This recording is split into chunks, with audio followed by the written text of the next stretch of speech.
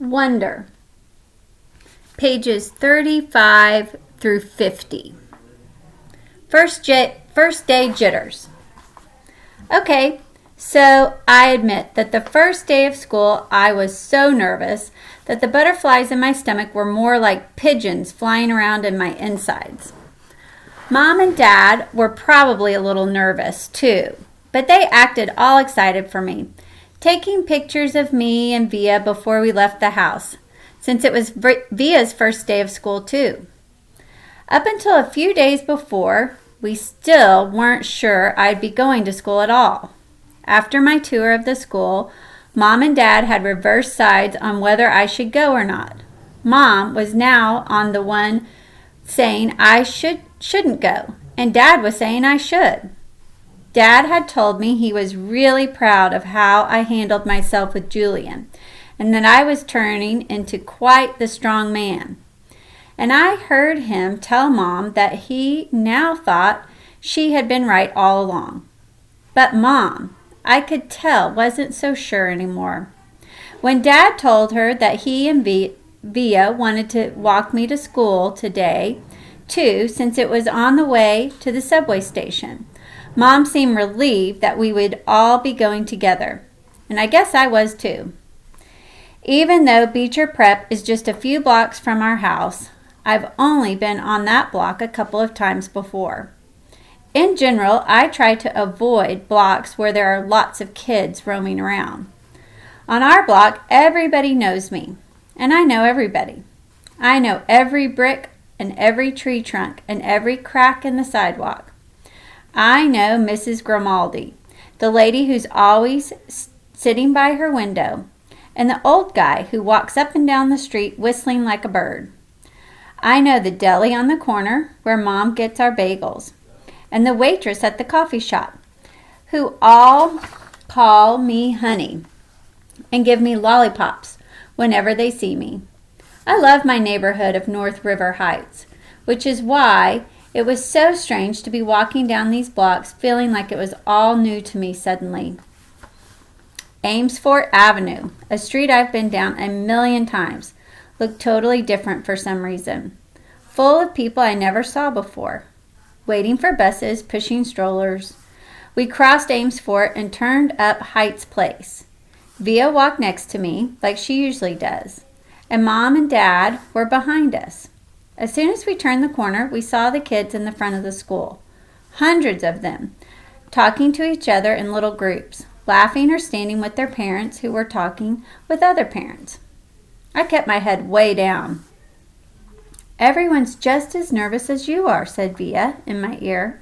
"Just remember that this is everyone's first day of school, okay?" Mr. Tushman was greeting students and parents in front of the school entrance. I have to admit, so far nothing bad had happened. I didn't catch anyone staring or even noticing me. Only once did I look up to see some girls looking my way and whispering with their hands cupped over their mouths. But they looked away when they saw me notice them. We reached the front entrance. "Okay, so this is Big Boy," said Dad, putting his hands on the top of my shoulders. "Have a great first day." "I love you," said Via, giving me a big kiss and hug. "You too," I said.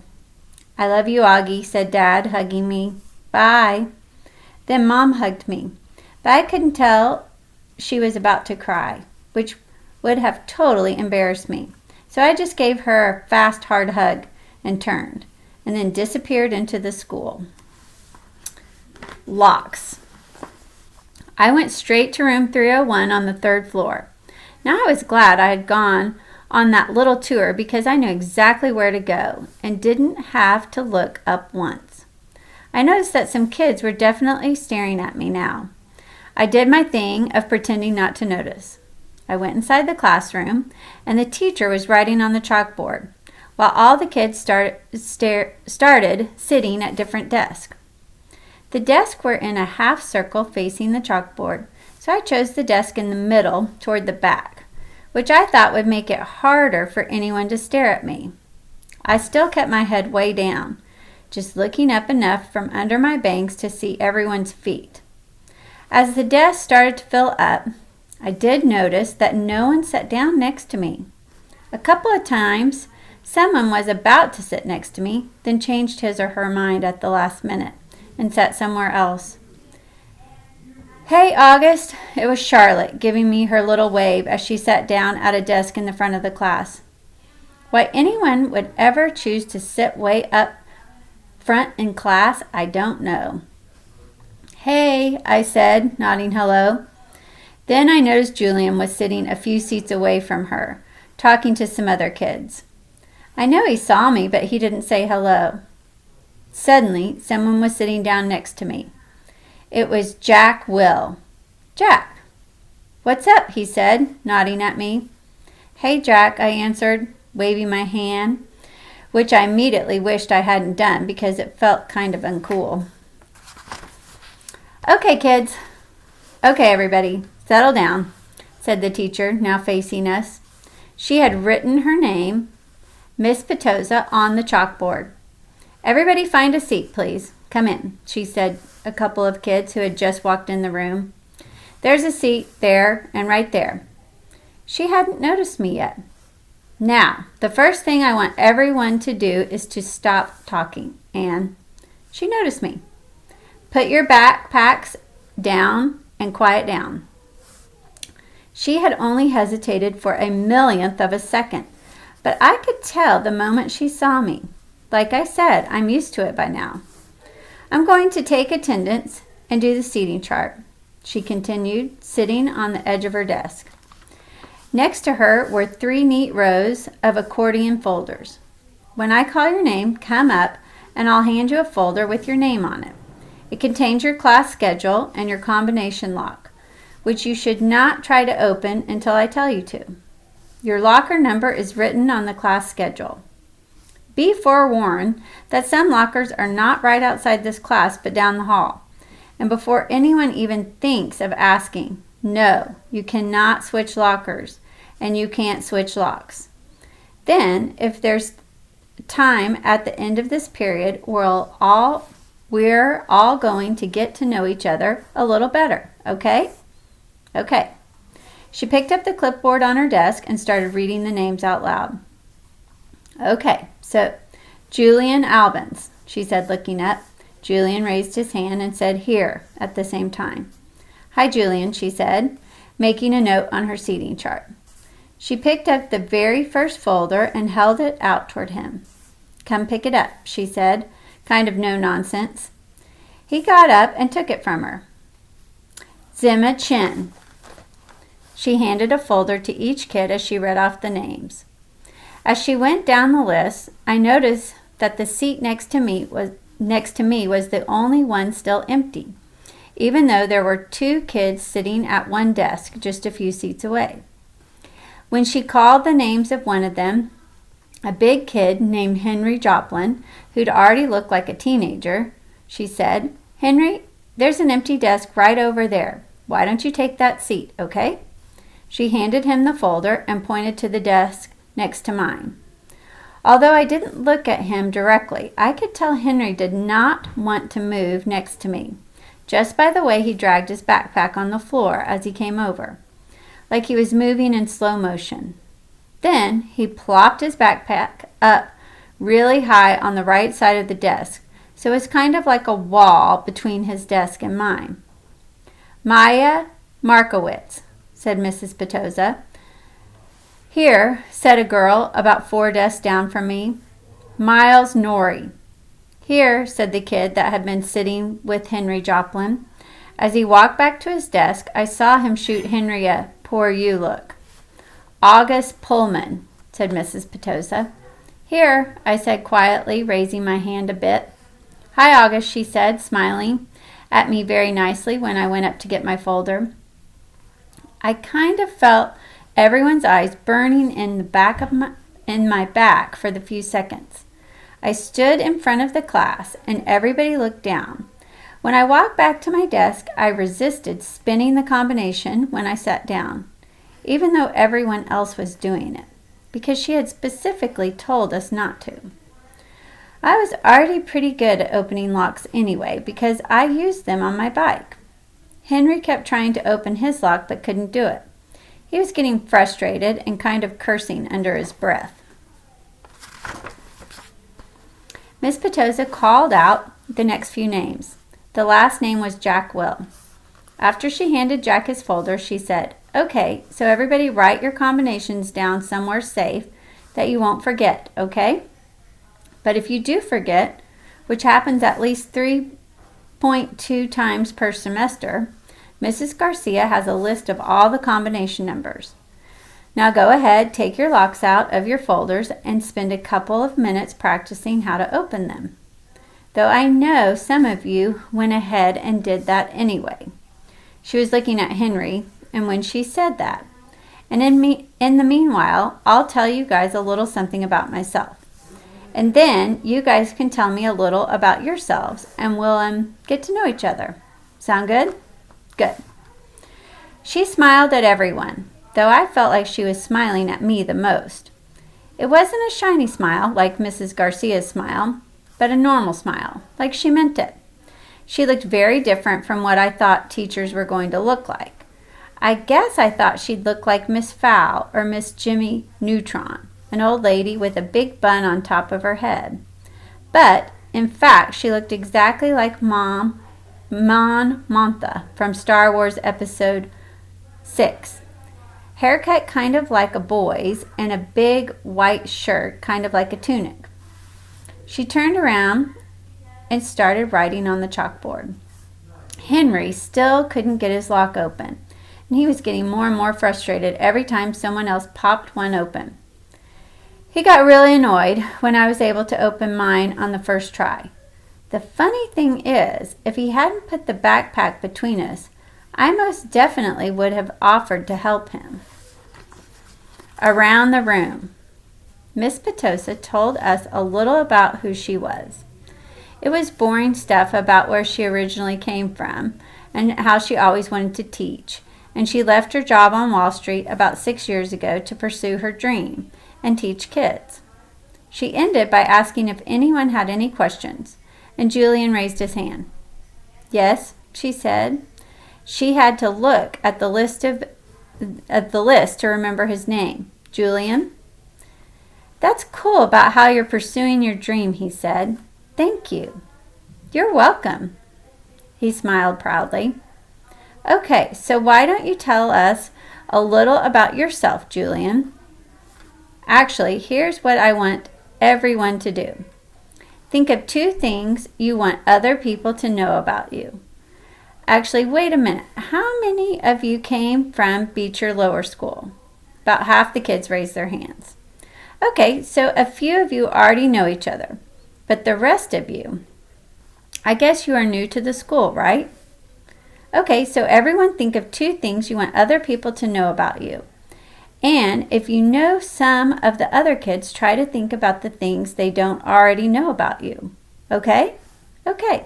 So let's start with Julian, and we'll go around the room. Julian scrunched up his face and started tapping his forehead like he was thinking really hard. "Okay. Whenever you're ready," Miss Petosa said. "Okay. So number 1 is that. Do me a favor and start with your names, okay?" Miss Petosa interrupted. "It will help me remember everyone." "Oh, okay. So my name is Julian. And the number 1 thing I'd like to tell everyone about myself is I just got Battleground Mystic for my Wii, and it's totally awesome. And the number 2 thing is we got a ping pong table this summer." "Very nice. I love ping pong," said Miss Petosa. "Does anyone else have any questions for Julian?" "Is Battleground Mystic multiplayer or 1 player?" said the kid named Miles. "Not those kinds of questions, guys," said Miss Petosa. "Okay, so how about you?" She pointed to Charlotte, probably because her desk was closest to the front. "Oh, sure." Charlotte didn't hesitate for even a second, like she knew exactly what she wanted to say. "My name is Charlotte. I have 2 sisters, and we just got a new puppy named Suki in July. We got her from an animal shelter, and she's so cute." "That's great, Charlotte. Thank you," said Miss Petosa. "Okay, then. Who's next?" "Lamb to the slaughter." "Like a lamb to the slaughter." Something that you say about someone who goes somewhere calmly, not knowing that something unpleasant is going to happen to them. I Googled it last night. That's what I was thinking when Miss Petosa called my name, and suddenly it was my turn to talk. My name is August, I said, and yeah, I kind of mumbled it. What? Said someone. Can you speak up, honey? Said Miss Petosa. My name is August, I said louder, forcing myself to look up. I have a sister named Via and a dog named Daisy, and that's it. Wonderful, said Miss Petosa. Anyone have any questions for August? No one said anything. Okay, you're next, said Miss Petosa to Jack. Wait, I have a question for August, said Julian, raising his hand. Why do you have that tiny braid in the back of your hair? Is that like a Padawan thing? Yeah, I nodded. What's Padawan thing? Said Miss Petosa, smiling at me. It's from Star Wars, answered Julian. A Padawan is a Jedi apprentice. Oh, interesting, answered Miss Petosa, looking at me. So are you into Star Wars, August? I guess, I nodded, not looking up because what I really wanted was just to slide underneath the desk. Who's your favorite character? Julian asked. I started thinking, maybe he wasn't so bad. Jango Fett. What about Darth Sidious, he said. Do you like him? Okay, guys, you can talk about Star Wars stuff at recess, said Miss Petosa cheerfully. But let's keep going. We haven't heard from you yet, she said to Jack. Now it was Jack's turn to talk, but I admit I didn't hear a word he said. Maybe no one got the Darth Sidious thing, and maybe Julian didn't mean anything at all. But in Star Wars Episode 3, Revenge of the Sith, Darth Sidious' face gets burned by Sith lightning and becomes totally deformed. His skin gets all shriveled up and his whole face just kind of melts. I peeked at Julian, and he was looking at me. Yeah, he knew what he was saying. Choose kind. There was a lot of shuffling around when the bell rang, and everybody got up to leave. I checked my schedule, and it said my next class was English, room 321. I didn't stop to see if anyone else from my homeroom was going my way. I just zoomed out of the class and down the hall and sat down as far from the front as possible. The teacher, a really tall man with a yellow beard, was writing on the chalkboard. Kids came in laughing and talking in little groups, but I didn't look up. Basically, the same thing that happened in homeroom happened again. No one sat next to me except for Jack, who was joking around with some kids who weren't in our homeroom. I could tell Jack was the kind of kid other kids like. He had a lot of friends. He made people laugh. When the second bell rang, everyone got quiet, and the teacher turned around and faced us. He said his name was Mr. Brown, and then he started talking about what we would be doing this semester. At a certain point, somewhere between A Wrinkle in Time and Shin of the Sea, he noticed me but kept right on talking. I was mostly doodling in my notebook while he talked, but every once in a while I would sneak a look at the other students. Charlotte was in this class. So were Julian and Henry. Miles wasn't. Mr. Brown had written on the chalkboard in big block letters, Precept, precept. Okay, everybody, write this down at the very top of the very first page in your English notebook. As we did what he told us to do, he said, okay, so who can tell me what a precept is? Does anyone know? No one raised their hands. Mr. Brown smiled and nodded and turned around to write on the chalkboard again. Precepts equals rules about really important things. Like a motto, someone called out. Like a motto, said Mr. Brown, nodding as he continued writing on the chalkboard. Like a famous quote, like a line from a fortune cookie. Any saying or ground rule that can motivate you. Basically, a precept is anything that helps guide us when we're making decisions about important things. He wrote all that on the chalkboard and then turned around to face us. So, what are some really important things, he asked us. A few kids raised their hands. And as he pointed at them, they gave their answers, which he wrote on the chalkboard in really, really sloppy handwriting. Rules, schoolwork, homework. What else? He said, as he wrote, not even turning around, just calling things out. He wrote everything everyone called out. Family, parents, pets. One girl called out the environment. The environment, he wrote on the chalkboard, and added, our world. Sharks, because they eat dead things in the ocean, said one of the boys, a kid named Reed, and Mr. Brown wrote down sharks. Bees, seatbelts, recycling, friends. Okay, said Mr. Brown, writing all these things down. He turned around when he finished writing to face us again. But no one's named the most important thing of all. We all looked at him, out of ideas. God, said one kid. I could tell that even though Mr. Brown wrote God down, that wasn't the answer he was looking for. Without saying anything else, he wrote down who we are. Who we are, he said, underlining each word as he said it. Who we are. Us, right? What kind of people are we? What kind of person are you? Isn't that the most important thing of all? Isn't that the kind of question we should be asking ourselves all the time? What kind of person am I? Did anyone happen to notice the plaque next to the door of the school? Anyone read what it says? Anyone? He looked around the room. He looked around, but no one knew the answer. It says, know thyself, he said, smiling and nodding. And learning who you are is what you're here to do. I thought we were here to learn English, Jack cracked, which made everyone laugh. Oh, yeah, and that too, Mr. Brown answered, which I thought was very cool of him. He turned around and wrote in big, huge block letters that spread all the way across the chalkboard, Mr. Brown's September Precept. When given the choice between being right or being kind, choose kind.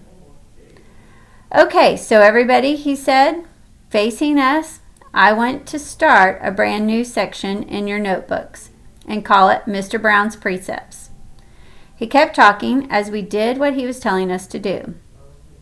Put today's date at the top of the first page, and from now on, at the beginning of every month, I'm going to write a new Mr. Brown's Precept on the chalkboard, and you're going to write it down in your notebook.